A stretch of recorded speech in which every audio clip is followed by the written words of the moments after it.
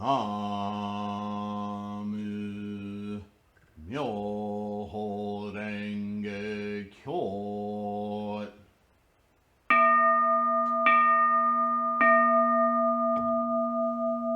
Namu Myoho Renge Kyo.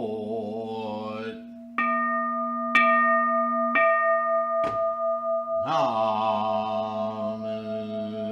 Myoho Renge Kyo.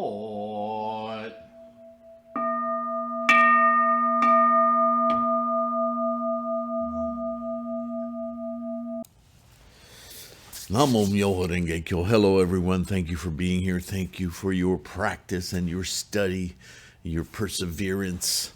Yeah, it's worth it. Every day, life gets more amazing, doesn't it? I've been struggling with what to read, reread, reinvestigate. And then I was looking through my library and I found this a reprint of a very old book. And if you'll remember in the Lotus lectures, where I read every chapter of the opening sutra, Immeasurable Meanings, and each chapter of the Lotus, as well as the closing chapter, so the Threefold Lotus, yeah.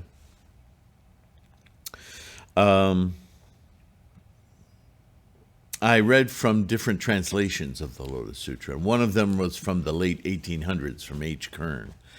And also, whether you remember it or watched it, listened to it or not, one of the things that we had to deal with was something I talk about all the time, and we talked about recently, the language bias, the cultural bias, the scholar, with all his or her great intents to be accurate, still has their cultural norms affecting with language their interpretation of these translations. And so with H. Kern, we saw a lot of the Church of England in there, right? The Christian, the religious rhetoric applied to these translations, not with ill intent, although I would say more modern scholarship coming out of Japan, certainly. There is this, I think, desire to interpret for the West. And so there's this misguided belief that they have to use Western religious terms in order to get Westerners involved in the Buddhist teachings. It's a huge error. It's super unfortunate. And I've spent most of my career, I don't know if you can call it that, my propagation efforts, sifting out that whatever that is, because it clouds our understanding. Buddhism is not a religious activity. It's a honing of the mind's reason and rationale. Buddhism is an exercise in reasonable thinking and rational thinking about this life. There's no religious component to it, other than, and I will concede, one of the definitions of religion, or religious, I should say, is a repeating activity, right? There are those who won't go through a day without a breakfast. And breakfast then is a religious activity for them, because simply by virtue of their constantly repeating it in certain form and their own sense of exigence to do that.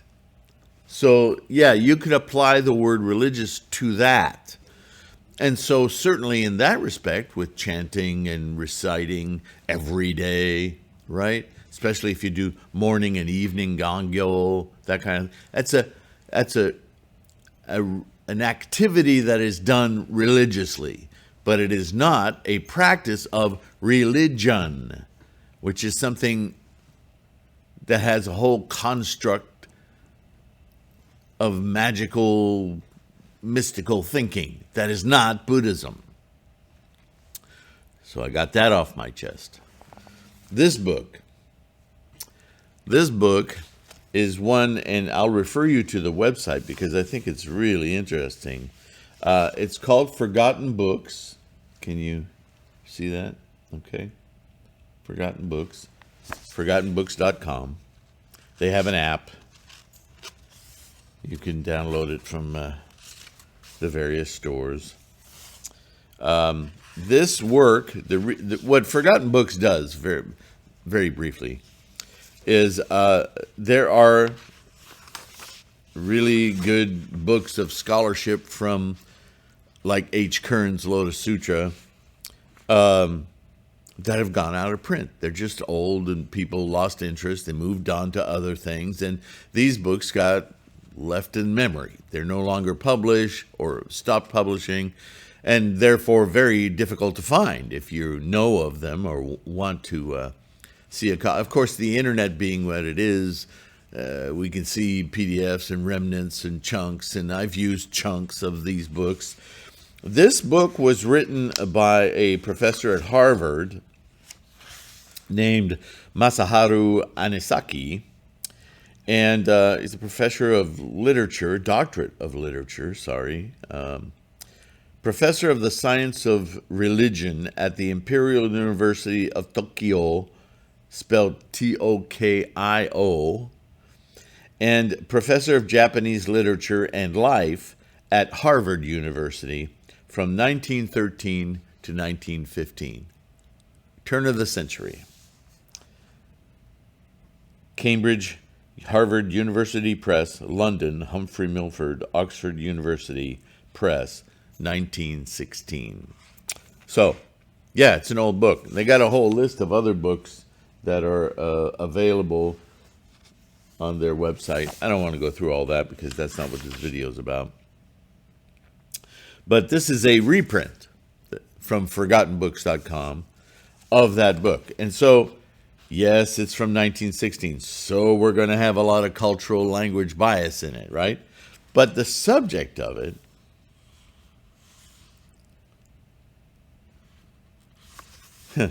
here's a picture of a manuscript in the hand of Nichiren. This book will tell us historically about Nichiren, the Buddhist prophet. I think that's an interesting subject. We haven't really delved deeply into that. I have some stuff on my website. And, you know, being as we're going to have all the Christian words like faith and prayer and all of that, you know that that's a westernizing, a salesmanship, really, and it doesn't belong in Buddhism. So I will correct it now and again, probably in every video, but I'm not going to belabor the point. Well, that is belaboring the point, but I want you to hear a scholarly opinion from, what is that, 110, over a century ago, scholarship about Nichiren in Japan, the Kamakura period with the samurai and all. Let's hear one scholarship's opinion, a notable scholar, a Japanese scholar, about their impressions, their history, their account of Nichiren from his youth to his ministry, if you will, using the parlance, right? So, there's a preface. I don't know how important the preface is. Yeah, well, you know, it's the first video, so what the hell? Let's read the preface. It's not that long. So this will be, I guess, what shall we call this series? Maybe I'll just call it Nichiren, the Buddhist Prophet. Since the appearance of Professor James's Varieties of Religious Experience, the attention of scholars has been strongly drawn toward men of original religious experience, with emphasis on the psychological point of view, discarding doctrinal considerations. So that's an interesting preface, because that tells us this isn't going to be a book on Buddhism. This is going to be a book on Nichiren, the man, the civilian existence of Nichiren. So that's an interesting perspective. This isn't going to be a book trying to prove out what he taught. This isn't a book on Shakyamuni's Buddhism. This is a book on Nichiren's life as a young boy who entered the monks, the teachings, the temples, was educated through that system, and then developed his own understanding and his scholarship and how he propagated that scholarship in medieval Japan. Interesting? Does it affect your practice of Buddhism? It may affect your depth of conviction. It may dispel a lot of those religious overtones, and you can see the humanity and our mentor's way of living his life through Buddhism. So, yeah, not for all of us, but for some of us, that's very interesting. So I hope this entertains, informs, and lends some insights or support to your practice. That's why I'm doing this channel, yeah? So a conspicuous result of the change brought about by this book is that religious psychology has been extended from a study of material taken from the average masses to the study of strong personalities and their characteristic drive, resolve. Yeah? It says faith here, but we know what that means, right? Resolve. Again, this book is no different than the other translations trying to appeal, Harvard Press, to a Western audience. The primary motive of the present work is to contribute to this newer branch of psychology, a study of a man who has been comparatively unknown to Western scholars. And see, there's the exegesis. We're going to make this guy known to Westerners, so we have to use their language. Mistake. Anyway, it is English after all. Another impetus to the publication of this study was derived from the encouragement given by Professor Royce. After reading his book, The Problem of Christianity, I presented to him an essay on the Buddhist conception of life as a counterpart of his chapter on the Christian doctrine of life. A reference to Nichiren made in that paper led me to tell the senior philosophers of Harvard more about the Buddhist Prophet. The present volume is a result of his advice and encouragement to write something on Nichiren. Nichiren's personality had various peculiar interests of its own. Besides the point which I have tried to bring out in this book, it is deserving of special mention that a great amount of material for the study of his life is available in his numerous writings, the Gosho, amounting to more than 400 essays and epistles. Not only have most of them been proved to be authentic, but about 1/3 are preserved in Nichiren's original handwriting, while many others have come down to us in old manuscripts made by his disciples or later followers. So there's some insight into the Gosho. Already we're gaining some knowledge about Nichiren and his doctrine and Buddhism, yes?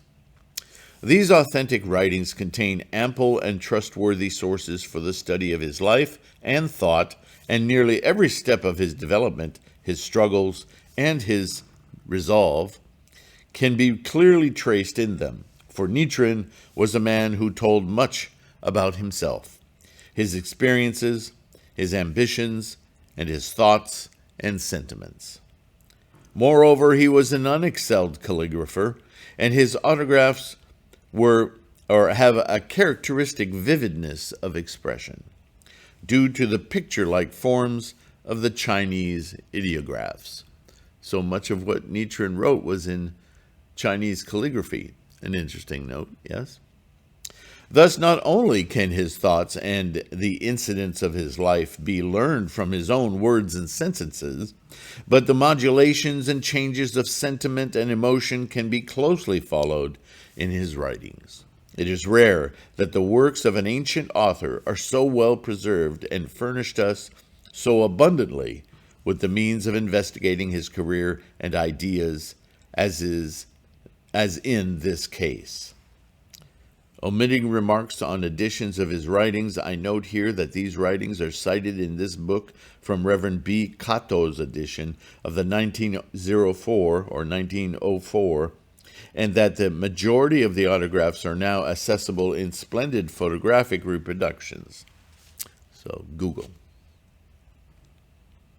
Not present in 1916, but present as in an average library. You could find, libraries of universities, I assume, these pictures of these writings, like I just showed you earlier, printed in here. In the present sketch, all traditions and legends of latter growth have been excluded, and all the main points, as well as many minor details, are related exclusively on the basis of Nichiren's own statements. Again, this isn't a book on Buddhism, it's a book on Nichiren, right? For this reason, it may be regarded as virtually a record of Nichiren's own confessions, and as such, it will, I hope, be found a useful study in the psychology of a prophetic leader. So this will be an interesting read, won't it? Of course, when he says confessions, that was a common word used to mean like a diary, or what we might call, what's the other word? Journaling. So it's a journal. His Gosho act as a personal journal of his life experience.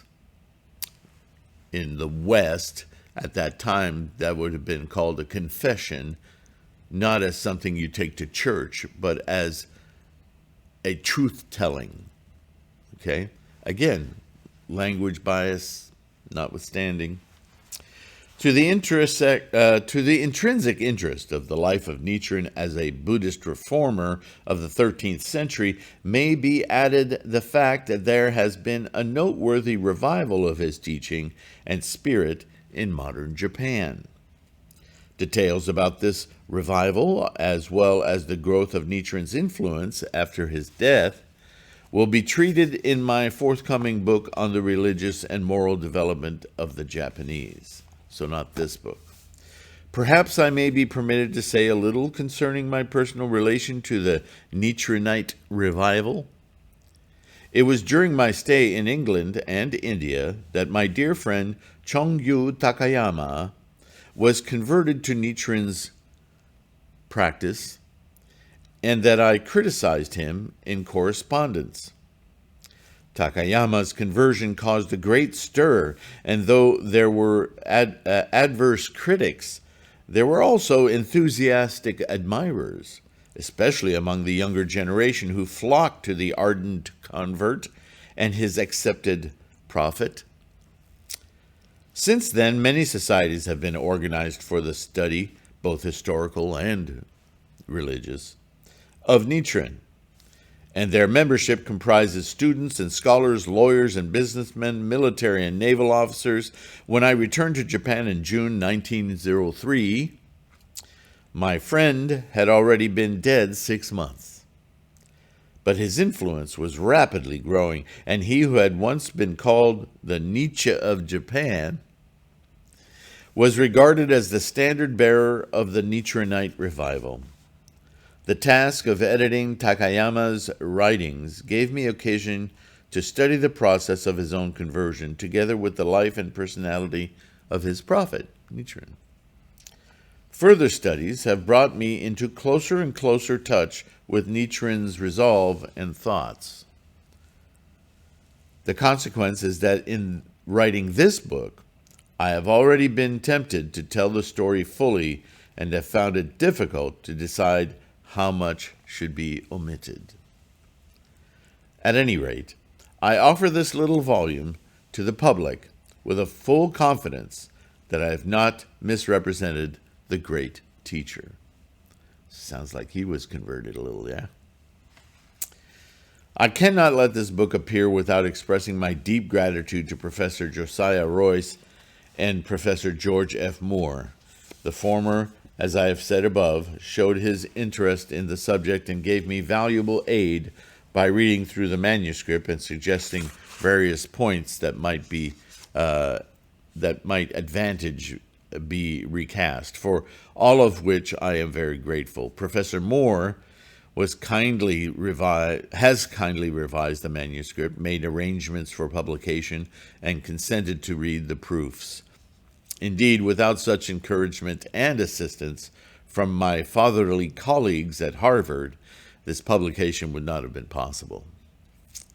The present volume will always recall to me pleasant memories of my delightful stay at Harvard during my 2 years of work there. I hope that I may soon give another humble sign of my homage to Harvard by a publication dealing with the religious and moral history of Japan, which was the subject of my lectures there. Cambridge, Mass., June 9th, 1915, the 634th anniversary of the arrival of the Mongol Armada at the Bay of Hakata. So, that's the preface. I don't know if that's enough for today. Let's read. Let's get into some of the meat. Nichiren, the Buddhist Prophet. Oh, that's very short. Okay, chapter 1, 2 pages. Nichiren, the Buddhist Prophet. Chapter 1, Nichiren and his time. If Japan ever produced a prophet or a religious man of prophetic zeal, Nichiren was the man.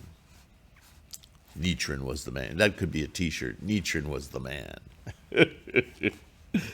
He stands almost a unique figure in the history of Buddhism, not alone because of his persistence through hardship and persecution, but for his unshaken conviction that he himself was the messenger of Buddha and his confidence in the future of his practice and country. So we're not the first to recognize that, right? Nichiren has long been known as this, well, it's in his Go Show, right? Over 500 videos on this channel of his Go Show. And yes, he comes through. And as messenger of the Buddha, of course, that's Bodhisattva, isn't it? And there's a mistake here, messenger of Buddha. At least he didn't say the Buddha, which most translations would, because they tend to personalize what Shakyamuni achieved as Shakyamuni. But to his credit, he sees himself as the messenger of Buddha. Buddha-ness, Buddha's teachings, the Lotus Sutra, really. Not only one of the most learned men of his time, but most earnest in his prophetic aspirations, he was a strong man of combative temperament, an eloquent speaker, a powerful writer, and a man of tender heart. So, again, the story of Nichiren as militant, right? We hear that a lot in modern parlance. But he just had very strong conviction. He didn't back down. As he's our mentor, that's a lesson for you and I, yes? But always a tender heart. He was born in 1222, the son of a fisherman, and died in 1282, a saint and a prophet. So a saint, what's that in Buddhist terms, right? Muni, just like Shakyamuni. His time was a most significant epoch in the history of Japan, in political and social, religious and moral aspects. New energies were at work on every side, and new inspirations were the need of the time. So Japan was in a lot of turmoil in Nichiren's lifetime. We read that in his Gosho as well, right? Nichiren passed his life of 60 years in combating the prejudices of the age and in giving warnings to the authorities and the people, not only in religious matters, but in state affairs. His personality, well, the two were quite intertwined, as we've read, yeah? His personality was partly a product of his time, but he lived both in the past and in the future, being convinced of his predestined message and aspiring for future realization of his ideals. He's our mentor, our living influence, and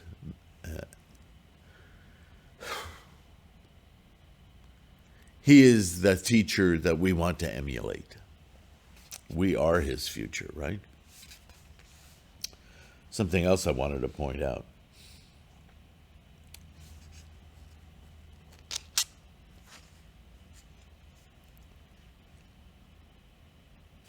Let's just go on. Nearly 700 years has passed since the introduction of Buddhism to Japan. It had become the religion of the state. There it is. I was going to make a comparison. This is medieval Japan, but don't forget, in the medieval West, kings who, of course, ruled their kingdom were advised by a special person. They were called chamberlains. Yes, I know. My last name is Chamberlain, but I'm not. I think that's kind of curious. But the chamberlains were the ministers of the religious, read Christian, the religious overtones and mandates fit to the civilian, you might call, politic or government. So very much in the West, for instance, Monty Python made fun of the Crusades, but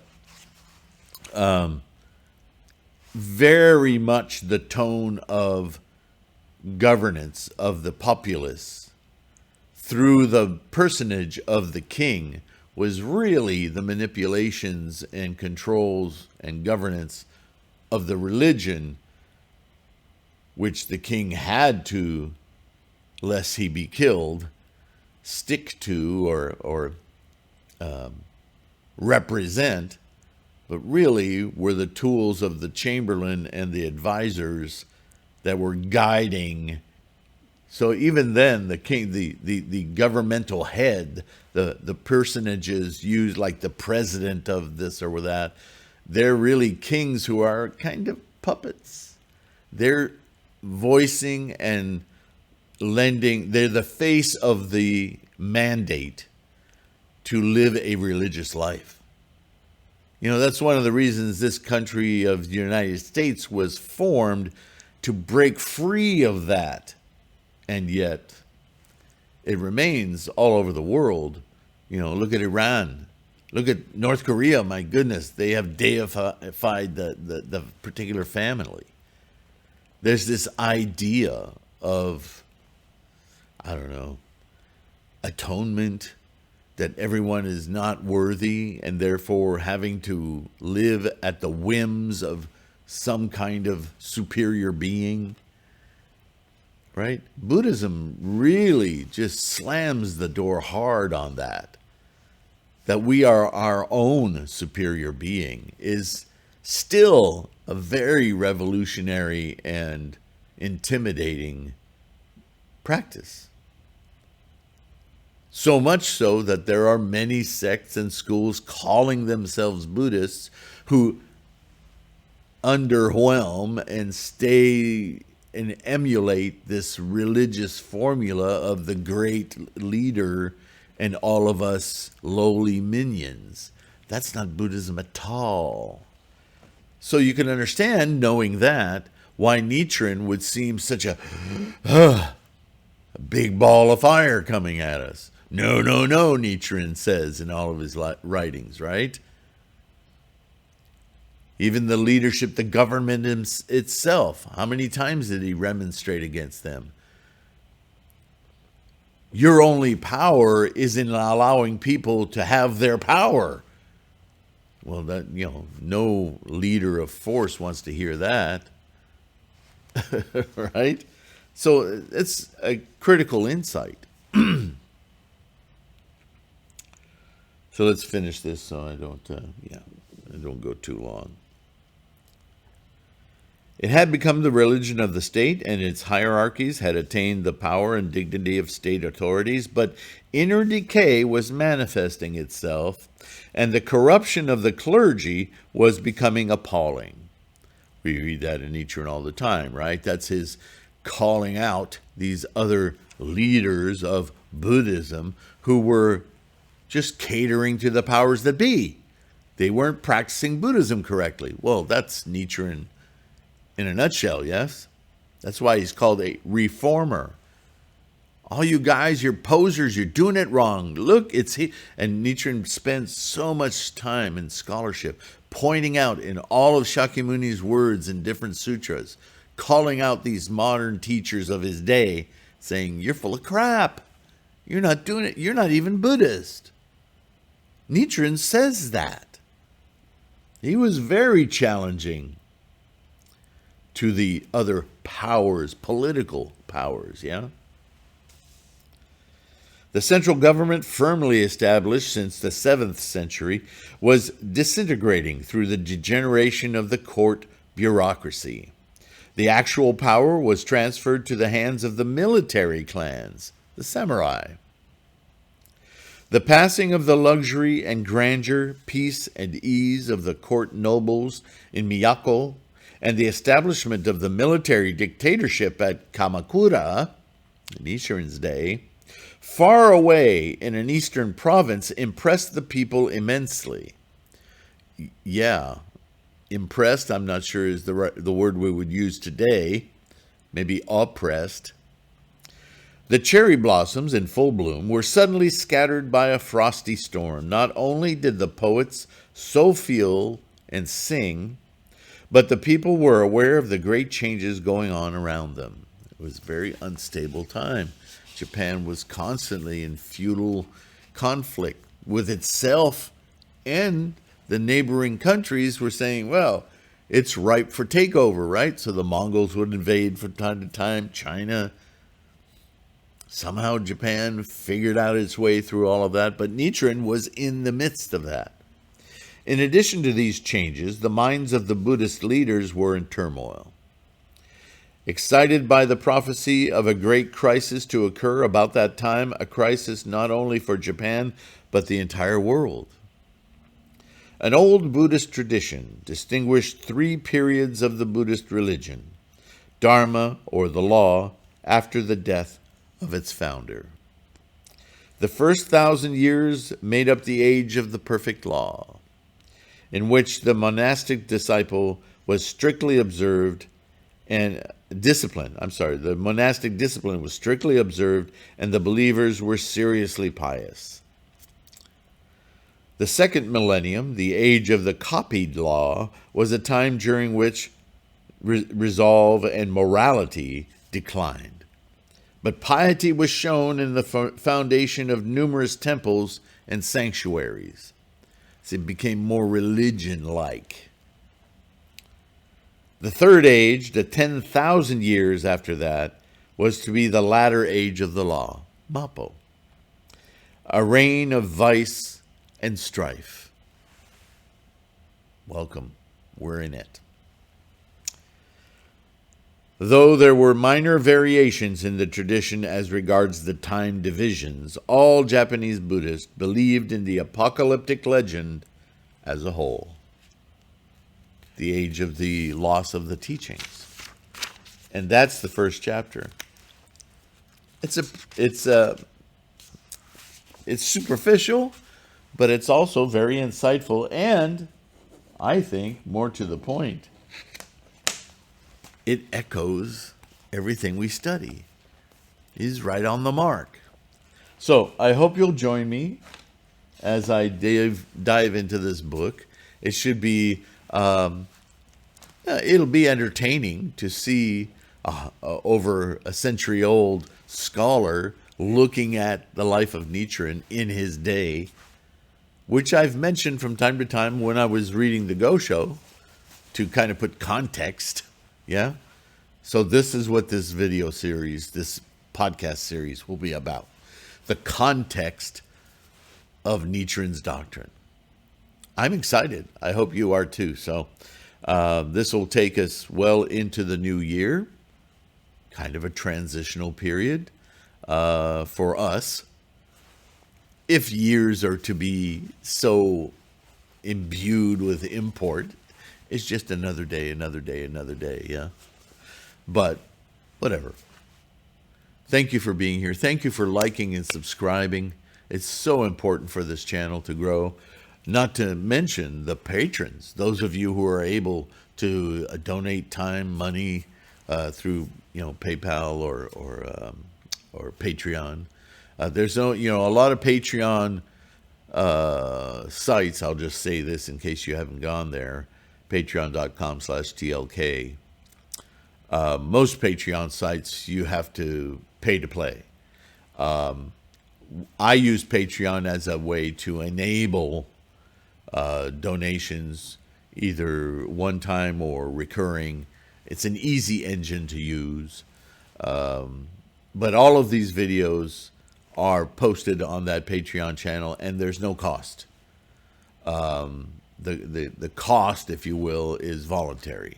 So, Buddhism is for the people.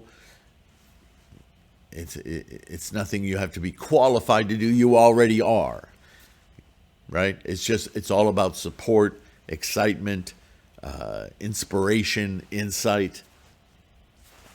Namo Myoho Renge Kyo. Thanks again. I'll see you in the next one. Let me know your thoughts in the comments. I don't think there's a lot of information on the internet or YouTube easily available about the life of Nichiren. So I'm hoping there's some value to this series. And I will see you in the next one. Okay? Take care of yourself. Be kind to yourself. Keep your practice strong. Namo Myoho Renge Kyo. Bye for now.